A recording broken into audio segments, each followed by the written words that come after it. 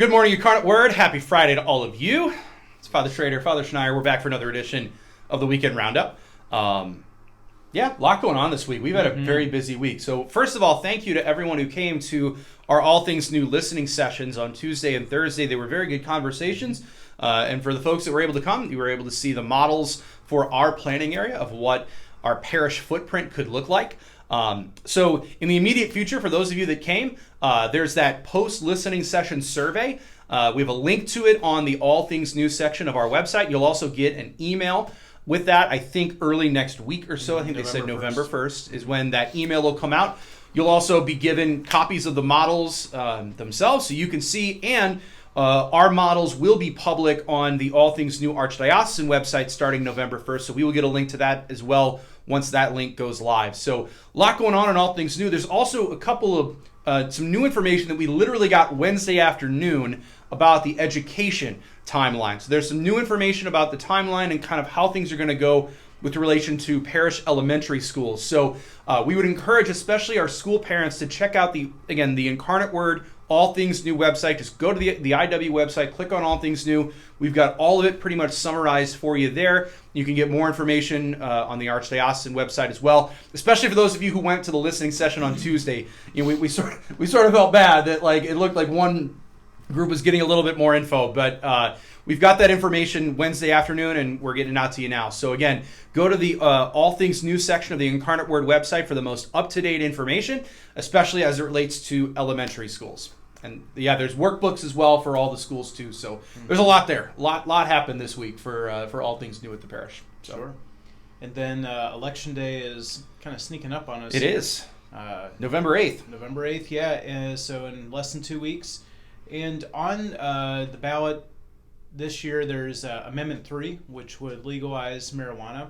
The Missouri bishops have written a statement kind of explaining why that would be morally and in a societal way a real problem. And we just kind of want to re-echo that. I think a lot of times when people talk about marijuana, they kind of sort of laugh about it and see it kind of as a harmless, hey, you do you, and if you do it in your house, no big deal. But even the Holy Father has written about this, that, addiction is never something to trivialize, and these drugs, marijuana, often it's really causes a lot of lingering effects in our young people. It also leads, in many cases, to harder drugs, and the production of these drugs also results in many injustices for a lot of people that we may not see, but that are suffering because of that. And so the Catholic Church has always taught that recreational drugs are immoral. There's something we cannot partake in.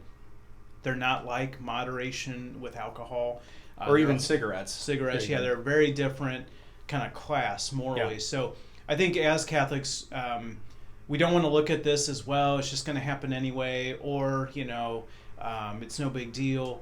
These, in places where it's been legalized, it has over time led to a number of other problems, and the argument that it generates a lot of money for things is really not a great argument. It's secondary to the morality of the thing. You can make money off of a lot of things. Yeah.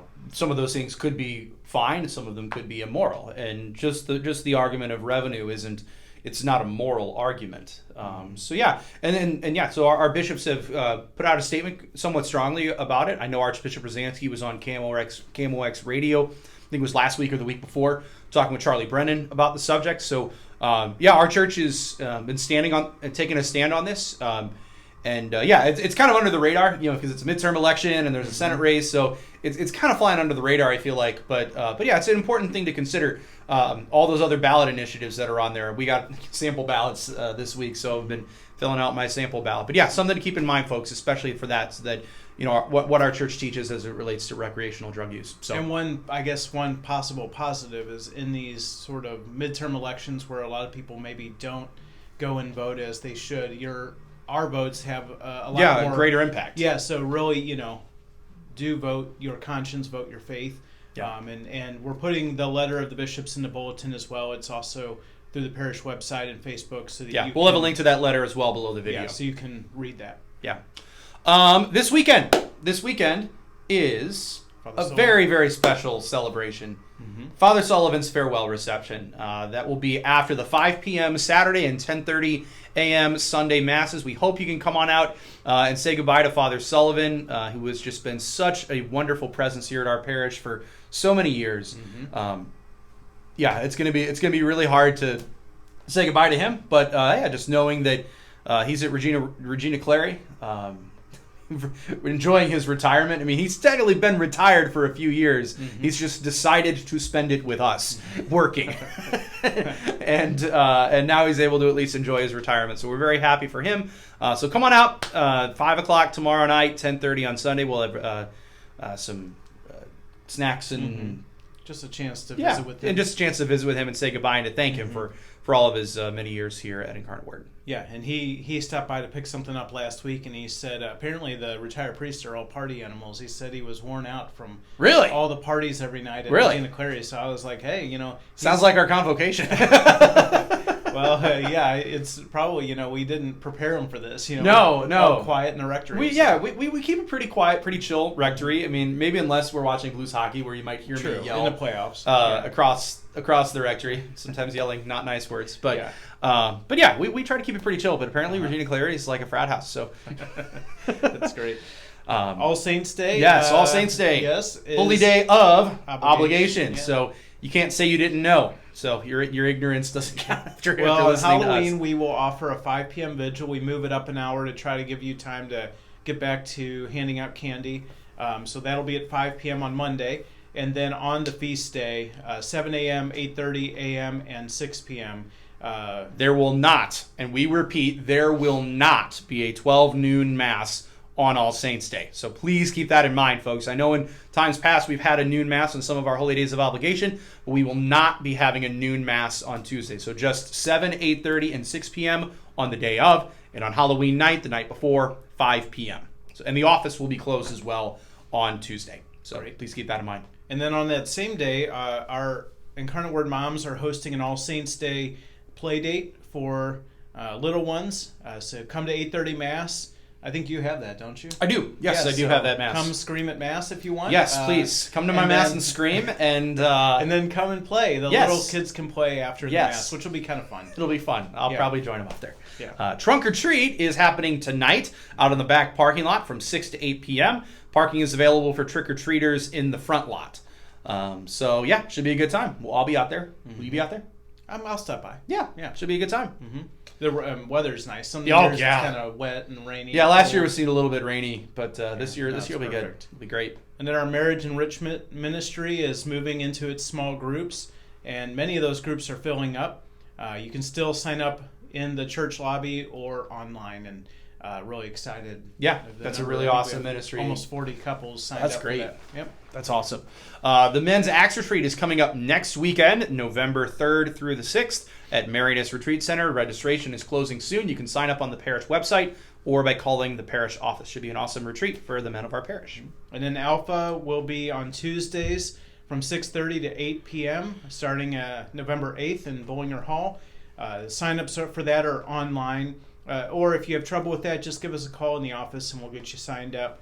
And this ministry is a great way to invite friends, neighbors, family, especially those that might have been away from the church or who are, maybe just kind of not religious in a way, but want to learn a little bit more. Yeah. We'd love to. It's just a good way to have them participate and build a community and friendships without any pressure or commitment. Yeah, it's a really, really great program. So we encourage you to come on out, especially if it's something new to you. So let's see. Other things going on at the parish. Had one death to report. Elmer Moley, father of Sherry Grzyowski. Good luck. Yeah. I'm sorry, I'm butchering your name, Sherry. But anyway, we pray for the repose of the soul of Elmer and his entire family in their grief and their sorrow. Baptisms. You had a few baptisms. Yeah, it was great. We had 4 baptisms. Sophia Borrego, daughter of Alvaro and Marisol. Many of the family came from Spain. So this was kind of a while in the making. And then some of our school families, Arlo Hudson, daughter of Ryan and Amanda, and also Reese and Nolan Zimmerman, children of Zach and Allison. So it was great to welcome all of these kids into our different ages, I'm guessing. Yeah, too. they're all a little bit older, which was fun when the babies can talk back. Yeah, that's different. Do you renounce Satan? We'll think about it. And then also had a wedding of Nick and Cecilia, Nick Stevenson and Cecilia Bell on Saturday in the midst of the water break. So everything worked out, and it was a great celebration. Yeah, so congratulations to all of them. Mm-hmm. All right, readings this weekend. I'm going to preach on the gospel. It's Zacchaeus, the calling of Zacchaeus, the short guy who was called by Jesus, the chief tax collector. And I'm going to kind of be talking about how it's really Jesus seeking him out. Yes, Zacchaeus had to get up into that sycamore tree because he was curious. But at the end of the day, it was Jesus who looked Zacchaeus in the eye and said, Zacchaeus, I mean to stay with you today. And I'm just going to talk about how so often we think that it's us who have to seek God out, that we're like playing hide and seek and we have to try to find him. But in reality, it's him looking for us. You know, Zacchaeus was in many ways that one lost sheep or that one lost coin that Jesus sought out in that moment. And I'm going to kind of be talking about a very famous American version of sort of seeking someone out, you know, looking him directly in the eye and pointing at them. Very famous American image that sort of does that. So it should be a good weekend for readings. What are you preaching on? I was preaching on the first reading in Wisdom. It talks about how God didn't make anything bad. You know, it didn't make anything, and nothing that exists apart from him. So everything that's existing right now, God actually sees it, he knows it, he wants it, and he made it good. Yeah. And starting from that, thinking about that, you know, maybe sometimes we go through life wondering, like, did God just sort of make the world and walk away? But, like, God actually, you're here right now, I'm here right now because God actually knows we're here and he wants us to be here. And he actually is thinking of you and me individually right now, otherwise we would not exist. And kind of tying into, I tie it to when you're little. What do little kids say when they're outside playing? Mom, look at me. Dad, look at me do this. As children, as humans, we want someone to see us. And how comforting that God sees us all the time. I mean, that's the reason we exist right now, is because God is looking at us. If God were to sort of take his eyes away from us for even a millisecond, we would all cease to exist. Just wouldn't, or to not think about us even. We would cease to exist. Exactly. And so that's, to me, then kind of taking that to the gospel. Once a child knows their mom or dad sees them, they're comforted. Yeah. And Zacchaeus, when Jesus looks at him and says, come down, you know, I want to have dinner with you, instantly he knows God sees me. And the contrast, and I know it's a little bit like kind of complicated, but I think about when kids don't think that their mom and dad see them, a lot of times they start misbehaving. And once Zacchaeus knew that God saw him and loved him and understood him, immediately he says, I want to make everything right. You know, I'm going to stop this dishonest lifestyle. I'm going to make up for the wrong I've done.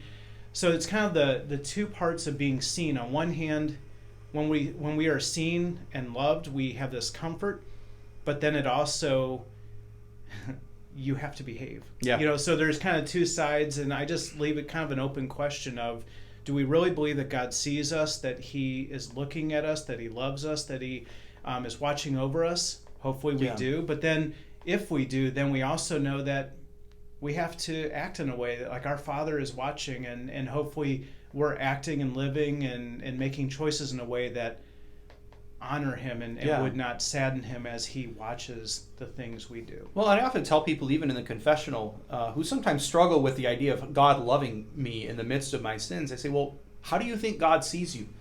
You know, you are his beloved son and his beloved daughter. Yeah, God sees your sins as well, but he sees you as more than the sum of your sins. And Jesus saw Zacchaeus as someone worthy of love and capable of conversion.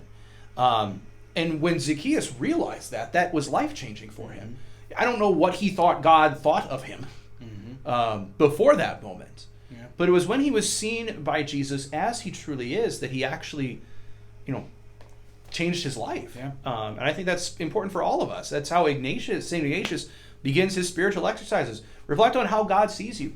I don't think we do that enough. I think a lot of people, even myself, you get so caught up in what's going on, you almost feel like God's an absentee parent, like that I'm unsupervised, that, and then you almost give into sort of despair or nihilism. It's like it doesn't matter, no one's watching. And I, especially in the fall, I just remember growing up, we had this kitchen window, and oftentimes you'd be playing outside and you just look back towards the house and you would see Mom. Like watching, and like there was that comfort, that accountability, and just that all will be well because mom's watching over, or dad's keeping an eye on us. And I think, once again, not to beat a dead horse, but once we know and realize that God, and that's what wisdom's telling us, you exist, therefore God is looking at you. Once we know that God's looking at us, it really transforms us and brings us a comfort that then allows us, like Zacchaeus, to change the direction of our life in a holy and good way. Yeah, absolutely. So that's what you have to look forward to, folks. This weekend should be an awesome time. Hope to see you out, especially for 5 o'clock Mass Saturday and 10:30 on Sunday for Father Sullivan's farewell. Hope you have a wonderful day. Enjoy the nice weather, beautiful fall foliage. Look forward to seeing you around at Mass this weekend. God bless. Take care.